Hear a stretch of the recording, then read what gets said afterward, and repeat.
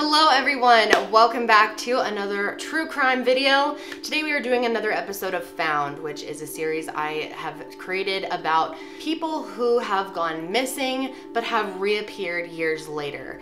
And I have a very fascinating story for you guys today. I have been wanting to talk about this one for a while, so let's just jump right into it. So this case will probably remind a lot of you of the Sabrina Eisenberg case. Sabrina is a baby who was taken out of her crib, or that's what her parents said. A lot of people blamed them at first, but I truly believe she was abducted by someone who wanted a baby. And you guys constantly leave comments and tweet me and ask, have they found DNA match for Sabrina? I have no idea. I heard it was supposed to be a couple months before we found out if she was matched to anyone, but so far there has been no information out. This story is very interesting and it definitely makes me think of what could have happened to Sabrina. So infant abductions, they're pretty rare. From 1983 to 2010, there have been about 300 infant abductions, which sounds like a lot, but really isn't that much. Normally people that abduct infants fit a very specific mold. They are almost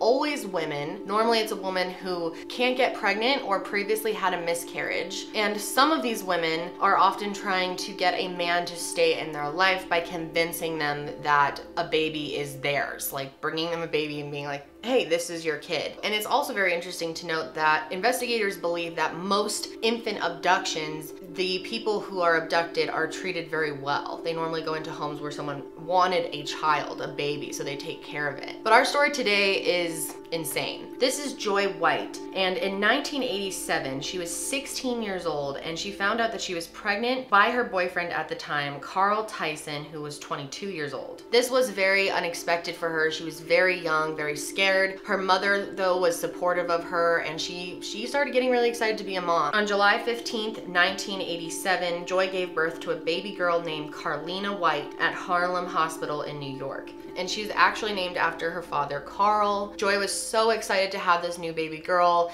She brought her home to her mother's house in Harlem. But weeks later, on August 4th, she realized that Carlina had a really high fever, 104. When an infant has a high fever like that, it's very serious, and normally you take them to the hospital right away. So that's what she did. It was there that the doctors figured out that she had swallowed some fluid during birth and she had an infection. And doctors basically told Joy and Carl that you're gonna have to leave your baby here overnight, and we're not sure how long she'll be here. I mean, they had to clear this infection. Because she couldn't bring her home and she was so young and probably so emotional, Joy ended up crying. She was crying out in the hospital hallway, like just really upset about having to leave. And that's when some random woman in white came up to her and comforted her. She was telling her everything was gonna be okay, and it made her feel a lot better. So Joy decided to go back to her house, but shortly after she got home, some detectives came to her house. Joy's mom actually answered the door, and at first she thought that Carlina had died and they were coming to tell her, but they actually had even worse news. Carlina had been taken, abducted,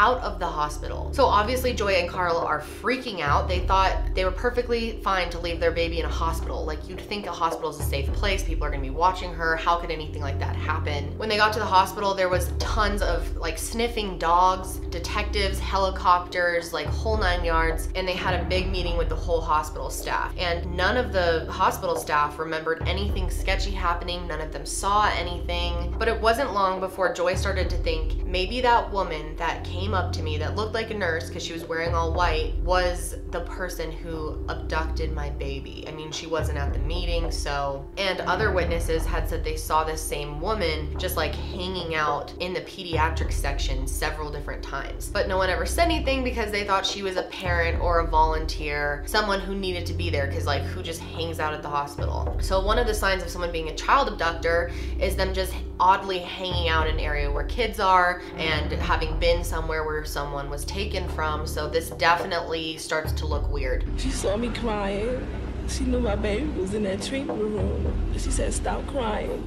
No one can actually document that woman as the one leaving the hospital. We have no one seeing a woman fitting that description leaving the hospital with a child. Once they started to put the pieces together, Joy and the investigators and Carl all believed that that woman probably stole Carlina. So they decided to create a sketch of her and put it around the hospital. And they ended up finding a mugshot that was really similar to the drawing, but this person ended up not having been the person who did it. She was able to prove that she couldn't have done it, so she was ruled out. But her family was just terrified. I mean, wouldn't you? You have no idea where your baby is. Like, especially a new mom like this, she just carried this baby for 9 months, and then someone just takes it from you, and you have no care over it. You have no idea even where they are. I mean, I cannot even picture what this would be like how fucking scared you'd be and nervous and just terrible. And they never got any leads. They got like 50 calls, people coming up with random things saying they saw her, but nothing ever played out. No one ever actually tracked her down. I hope she's all right.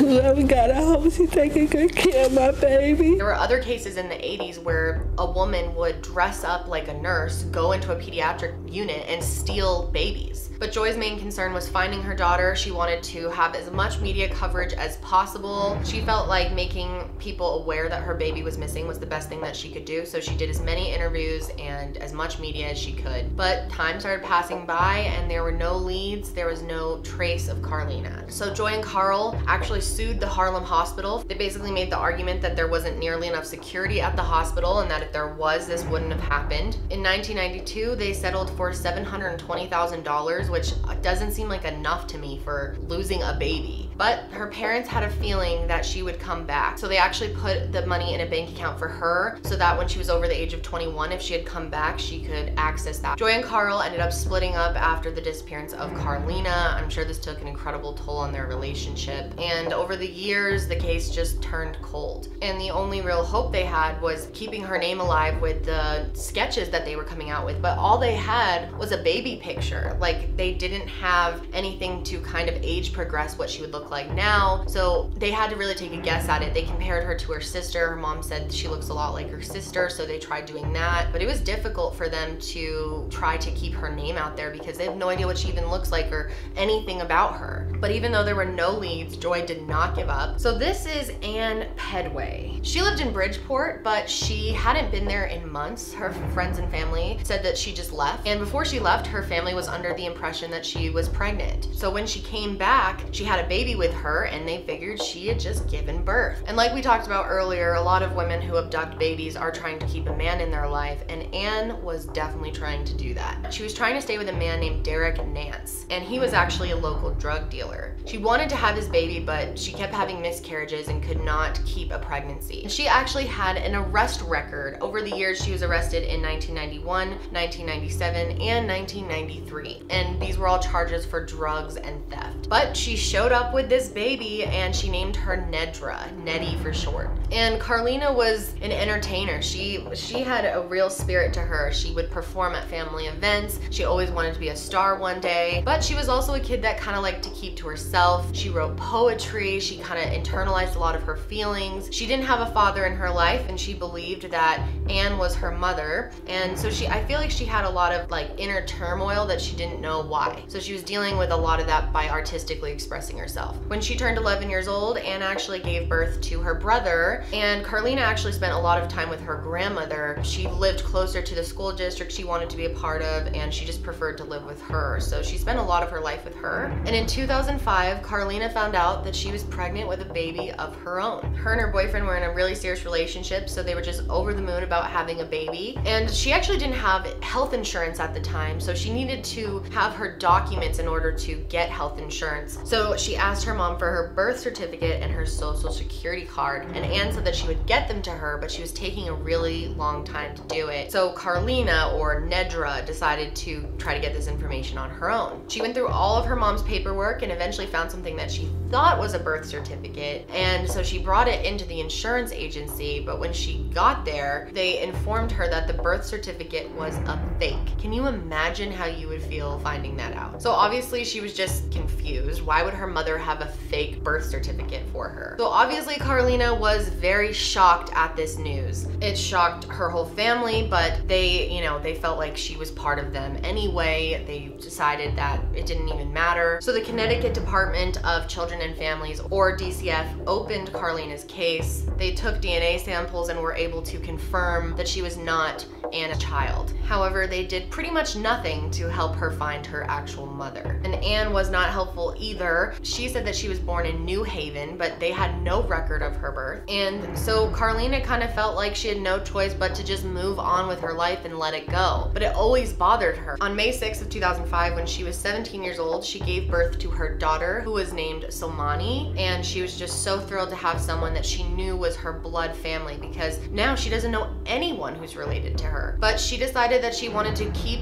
a relationship with Anne, even though she knew that she wasn't her real mother and had been lying to her whole life. In 2009, she moved really close to Atlanta, and she was working as an assistant in a hair salon. And at this point, she was actually still trying to look on the internet, see if there was, you know, any sign of her mother out there. This is when social media was starting to really get popular and stuff. Maybe she could connect with her that way. And I think having her own child really made her think about her mother. So in fall of 2010, Carlina decided she really wanted to find her mother. She connected with one of her aunts who committed to helping her find her. One day when she was doing an online search, she actually came across a picture of a baby that she thought looked really similar to her. This baby was born around the same time and in a similar geographical area to her, so she thought maybe that was me. Carlina was actually able to find this same picture on the National Website for Missing and Exploited Children, or NCMEC, and she called them and told them her story, basically what she thought happened, that she thought this might be her. So they took down a description for her, and they were able to narrow down cases based on her age. So then on January 4th of 2011, Joy White got a call from her caseworker letting her know that they had found her daughter. Now, can you even put yourself in her shoes of what that must have felt like? Carlina and Joy actually got to talk on the phone, and she heard her whole family yelling, "Come home, come home." Carlina must have just been so overwhelmed at this point. She then contacted NYPD and let them know that she had found her daughter, and then Carlina was able to meet her family for the first time. So word spread that a kidnapping case had been solved 23 years later, a missing infant, and everyone was just so excited about it. I remember when it happened. I was in high school. It was just so cool. This is such an incredible story, and the family tells us they never gave up hope that she would come home one day. At the time of the kidnapping, a $10,000 reward was offered, but no one came forward. It took a hunch and a quick search on the internet decades later to finally reunite this family. They said they may have found Carlina. I was like, are you kidding me? She said, yes. She said, I'm gonna send you these pictures of Carlina. And I said, send them to me. And when she sent them to me, she said, Lisa, she said, that is mini me. She said, that is me. She said, that's my, I know that's my daughter. That age progression composite, uncanny. And today, father, mother, and daughter in this New York Post photo, beaming. Carlina was a missing link, and we have gotten her back in the name of Jesus. Hallelujah, hallelujah, hallelujah. Carlina, who now has a daughter of her own, was recently reunited with her entire family. Police say they have their suspicions about who this kidnapper is, but as of this morning, they had announced no arrests. Now, Carlina's biological family, they say that she was mistreated and they want this woman to pay. They say that, Robin, they want jail time. They want justice, and who can blame them for that? But people were so interested in it. When she went back to Atlanta, she felt like she was being smothered by the media, people following them, trying to get interviews and stuff, because this was just such a strange case. And all seems great and happy about this situation, but at the same time, Carlina knows that now everyone knows who committed this crime, her mother, Anne. So police went to where she lived in North Carolina, and she wasn't there. Turns out that she had actually moved to Bridgeport, but on January 23rd of 2011, she actually decided to turn herself in. However, she pleaded not guilty to the charges of kidnapping Carlina. So as you can imagine, Carlina felt extremely torn about the whole situation. I mean, on one hand, she's so happy that she found her real mom and that she's reunited with her family. But on the other hand, she loved Anne, and she felt guilty that she was facing jail time because of her finding her real mom and finding out the truth. Carlina doesn't actually want Anne to be in jail, but Joy definitely does. I mean, it was her daughter that was kidnapped, and this has definitely caused some strain in their relationship. And not only that, Joy actually found out that Carlina was abused by Anne at some points. There was even a time where Anne hit Carlina Carlina in the face with a shoe and left a mark. And this just infuriated Joy and made her hate Ann even more, as you can imagine. But Carlina made it clear that she was always gonna have a relationship with her mom. This is the person who raised her. She was a huge part of her life, whether they like it or not. But her new adopted family like really had trouble with this. And I mean, it makes sense. She stole her baby. Why would you be cool with her? But surprisingly, Carlina didn't have another meeting with her family. Their biological family kind of grew apart, and she started going by the name Nettie again. She decided that this was the name that she felt most comfortable with. She felt like she had given it to herself because it was a nickname she came up with. And as of right now, she says she has no regrets about what happened. Naturally, she's just happy and relieved to know the truth. But Ann did finally plead guilty. It was February 10th, 2012, and as part of a plea bargain, prosecutors agreed to recommend to the judge a prison sentence of 10 to 12 and a half years, though the judge would make the ultimate decision on the length of the prison term. And on July 30th, 2012, Ann was sentenced to 12 years in prison. Now, I really want to know what you guys think about this. Should she have gotten prison time? Should she have gotten more? Should she have gotten less? Should it have been up to Carlina or Nettie? And what do you guys think about this overall? How many babies do you think have been raised by people that they think is their family and is actually not? It is such a weird concept. So yeah, I'm dying to know your thoughts. I'm so glad that Carlina at least found the truth out. It would be very weird finding something like that out, and I just really can't imagine what she went through, but what a strong person. But that's it for me today, guys. I hope you enjoyed this video. If you enjoyed this story and you want to see more episodes of Found, definitely hit the thumbs up button. Don't forget to subscribe on your way out, and I will see you guys next time. Bye.